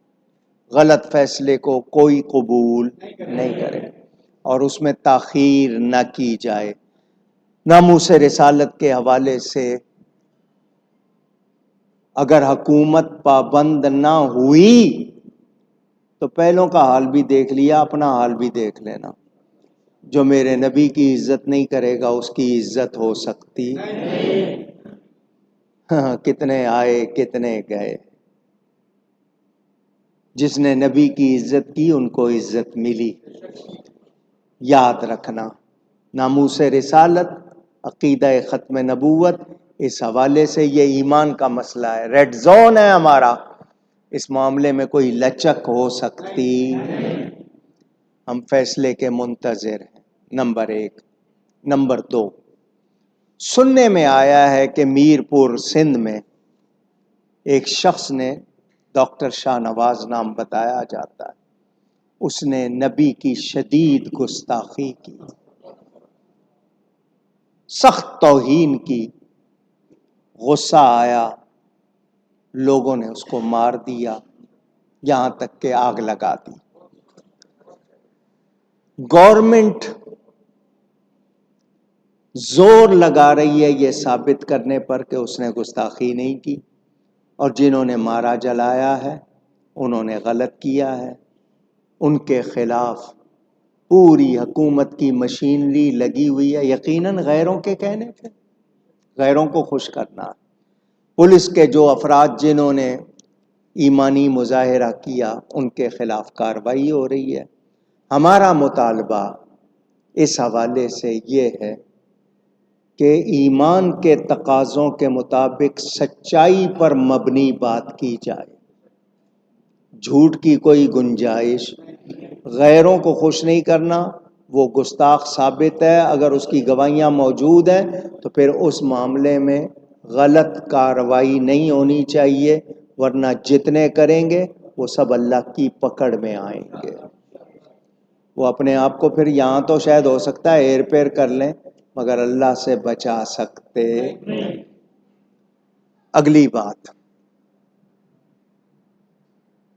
عدلیہ اور حکومت میں جنگ جاری ہے، سیاسی لیڈروں کی اور دوسروں کی ساری کارروائیاں۔ اس ملک میں مہنگائی کا طوفان بڑھانے کے لیے کل وزیر خزانہ نے قوم کو دھمکیاں دی ہیں، اگر ٹیکس نہیں دو گے تو یہ نہیں کر سکو گے، وہ نہیں کر سکو گے۔ تمہیں صرف لوگوں سے ٹیکس مانگنا ہی آتا ہے نا؟ تم نے کبھی اپنے خرچے کم کیے؟ اپنی عیاشیاں ختم کی ہیں؟ تم نے کبھی سوچا ہے کہ تم لوگ قوم کا خون نچوڑ رہے ہو، ظلم کر رہے ہو؟ کتنے گھر ہیں بجلی کا بل دینے کے حوالے سے، کتنی چیزیں بیچ دی ہیں انہوں نے، کتنے گھروں میں کھانا پورا نہیں کھایا جا رہا، مہنگائی کتنی ہے، بچوں کا دودھ، دوائیں، تعلیم۔ ظلم کے ساتھ حکومت کرو گے تو پھر اپنا انجام مت بھولنا، اس دنیا میں بھی اور آخرت میں بھی تمہیں کوئی خیر مل سکتی، یاد رکھنا۔ بہت برا کر رہے ہو، سڑکوں کا حال دیکھیں، بجلی، پانی، گیس، صحت، تعلیم، یہ سب گورنمنٹ والوں کے لیے ہیں، پبلک کے لیے نہیں۔ بہت دکھ ہوتا ہے، بہت دکھ ہوتا ہے۔ اور اس پر جناب ثقافتی میلے ہو رہے ہیں، عورتیں مرد اکٹھے ناچ رہے ہیں اسلامی جمہوریہ پاکستان میں ہے، 1.5 مہینے تک جناب ناچ گانے کا پروگرام ہوگا، ثقافت کے نام پر بے حیائی، ڈرامے کیسے آ رہے ہیں، اشتہار کیسے بن رہے ہیں۔ مسلمانوں والی کیا چیز ہے؟ اور اگلی طرف یزید کی مانوی اولاد کو لایا جا رہا ہے، جو یہ کہتا ہے نبی کچھ نہیں کر سکتے، جو یزید کو جنتی ثابت کرتا ہے، جو اہل بیت کا مخالف، دین کی کتنی بنیادی باتوں کی مخالفت کرنے والا، اس کو جناب مہمان بنانا چاہتے ہیں۔ ہم نبی کے وفادار ہیں، صحابہ کے وفادار ہیں، اہل بیت کے وفادار ہیں، ہم ان کے کسی گستاخ کو کوئی عزت دے سکتے نہیں۔ حکمرانوں کی اپنی ضرورتیں ہیں، ان کو نبی کے دشمن ہی پسند آتے ہیں، ان کے نصیب میں یہی لوگ ہیں، ان کو سوچنا چاہیے۔ اس ملک کے ساتھ جو کچھ کر رہے ہو، تم نے ہمیشہ کرسی پہ رہنا، نمرود نہیں رہا، فرعون نہیں رہا، ان کی لاش دیکھ لو، فرعون کی لاش آج بھی عبرت، مگر تمہیں سبق حاصل ہوتا نہیں۔ لبنان پر حملے ہو رہے ہیں، ٹیلی فون کو بم بنا دیا گیا، کس کے ٹیلی فون کے کیا وہ جوڑ دیا جائے گا اور اس کو مار دیا جائے۔ یہ ٹیلی فون اب آپ کے ہاتھ میں آپ کی موت کا پروانہ بن گیا۔ کتنے لوگوں کو لبنان میں اس فون کے ذریعے مارا گیا۔ بیٹری ہوتی ہے نا اس میں، آپ لوگ سینے کے ساتھ لگا کے رکھتے ہو، ضرورت کے وقت ہاتھ میں رکھو ورنہ دور رکھو اس کو۔ یہ موت کا پروانہ بنا دیا ٹیکنالوجی۔ لبنان پر حملے ہو رہے ہیں، بچوں پر، عورتوں پر حملے ہوئے، انہوں نے دنیا کو دکھا دیا، کورونا لا کے انہوں نے بتا دیا ہم تمہارا کعبہ بھی بند کر سکتے ہیں، ہم کہیں گے قوم کو کھڑے ہو جاؤ، کھڑے ہونا ہے، بیٹھو بیٹھ جاؤ، یہ انہوں نے کہا ہم نے کر کے دکھا دیا ہے۔ اب وہ آپ پر کیا کیا کرنا چاہتے ہیں۔ 56 سے زیادہ اسلامی ملک ہیں، کسی میں کچھ نہیں نظر آ رہا کہ وہ آگے دیوار بنے کہ ہم مسلمان ہیں، اللہ کو مانتے ہیں، سپریم پاور اللہ تعالی ہے، ایمان کی بات کریں لیکن نہیں، بچے وہاں مر رہے ہیں بھوکے، کتنے 1 سال ہو رہا ہے اسرائیل میں جو ہنگامہ مچا ہوا ہے، فلسطین کو 1 سال، اکتوبر میں جنگ شروع ہوئی تھی نا، اکتوبر آ رہا ہے، 1 سال ہو گیا۔ آپ کو پرواہ ہے کہ وہاں کتنے لوگ بھوکے سو رہے ہیں، کتنے بچے مار دیے گئے؟ جی بچوں کو اسکول نہیں بھیج رہے ہیں، آپ کو پتا ہے وہاں پر کتنے بچے ہیں جو موت کے گھاٹ اتار دیے گئے؟ اسکول کا تو دور دور تک پتہ نہیں، ان کو تو سونے کے لیے جگہ بھی نہیں ہے۔ اس مسلمان قوم کو کیا ہو گیا؟ مجھے اور آپ کو سوچنا پڑے گا اپنے ایمان کے حوالے سے۔ ہم لوگ بہت ہی غلط۔ اب میں ایک بات کرنے لگا ہوں، شاید آپ لوگوں کو حیرانی ہو۔ سعودی گورنمنٹ نے عورتوں پر محرم کی پابندی ختم کر دی ہے۔ اب بغیر محرم کے جو جانا چاہیں چلی جاتی ہیں، وہ 15 سال کی لڑکی ہو یا 50 سال کی عورت ہو۔ آپ کے ہاں سے لڑکیاں بھیجی جا رہی ہیں جو وہاں جا کر بدکاری کروا رہی ہیں۔ سن رہے ہیں آپ؟ آپ کے ہاں سے لوگ بھکاری بن کر جا رہے ہیں، ٹکٹ لے لی، وہاں جا کے بھیک مانگ رہے ہیں۔ ویزا لیا ہے، ویزا مل گیا، 1,00,000 1,50,000 2,00,000 خرچ کر لیے، 3 مہینے کا ویزا مل گیا، وہاں پر بھیک مانگ رہے ہیں۔ دین کو بھی بدنام کر رہے ہیں، ملک کو بھی بدنام کر رہے ہیں عمرے کے نام پر۔ اور جو آپ کے گروپ لیڈر ہوتے ہیں وہ ان کو سامان دیتے ہیں، یہ سگریٹ رکھ لو، ہم تم سے وہاں لے لیں گے، اتنے پیسے دے دیں گے، یہ کر دیں گے۔ اس طرح کاروبار ہو رہا ہے، 2 پیسوں کے لیے، نہ دین کی پرواہ، نہ وطن کی، نہ عزت کی۔ کیا ہو رہا ہے؟ حج اور عمرے کے نام پہ کاروبار، اور اس طرح کا کاروبار، شرم کی بات ہے یا نہیں؟ سوچنا ہوگا۔ ملک میں جھوٹی دوائیں، غلط دوائیں، ڈاکٹروں کا کیا حال ہے، ہسپتالوں کا کیا حال ہے آپ کے سامنے۔ آپ کو پانی بھی صاف نہیں مل رہا، ڈینگی، چکن گونیا بیماریاں پھیل رہی ہیں پانی کی وجہ سے، غلط پانی آپ کو دے رہے۔ اللہ تعالی ہم سب کو سچی توبہ کی توفیق عطا فرمائے۔ جس طرح پہلی قوموں کا حال پڑھو، کہیں ہم پر وہ وقت نہ آ جائے، ہمیں سدھرنا ہوگا۔ نہیں سدھریں گے تو یہ دنیا آپ کے سامنے۔ اللہ تعالی ہدایت عطا فرمائے، اس وطن کو سلامتی عطا فرمائے۔ 5 اکتوبر کو خواتین کا سالانہ جو میلاد شریف مناتے ہیں وہ، اور میری والدہ ماجدہ کا عرس شریف 5 اکتوبر ہفتے کو ہوگا، صرف خواتین کے لیے، صبح 11 بجے سے اذان عصر تک۔ جو کم عمر بچے ہیں لڑکے، ان کو بھی آنے کی اجازت نہیں۔ یہ ٹائم اس لیے کہ دن میں مرد نہیں ہوتے ہیں تو عورتیں پڑھ لیں گی، ورنہ ان کی آواز کا بھی مسئلہ ہوتا ہے۔ تو سالانہ میلاد شریف ماشاءاللہ مناتی ہیں، تو یہ 5 اکتوبر ہفتے کو ہوگا۔ اللہ تعالی خیر و عافیت سے پورا فرمائے۔ آپ لوگ تو مردانہ میلاد کے لیے چندہ بھی کر لیتے ہیں، وہ لوگ چندہ بھی نہیں کرتے، اپنے حصے سے ڈالتے ہیں۔ اللہ تعالی کامیابی عطا فرمائے۔ مفکر اسلام حضرت مولانا قمر الزمان صاحب اعظمی برطانیہ میں بیمار ہیں، اللہ کریم ان کو شفا عطا فرمائے۔ اور بھی جتنے بیمار، میری چچی صاحبہ بیمار ہیں، اللہ ان کو بھی شفا عطا فرمائے۔ جتنے لوگوں نے دعاؤں کے لیے کہا، اللہ سب کے حق میں خیر فرمائے۔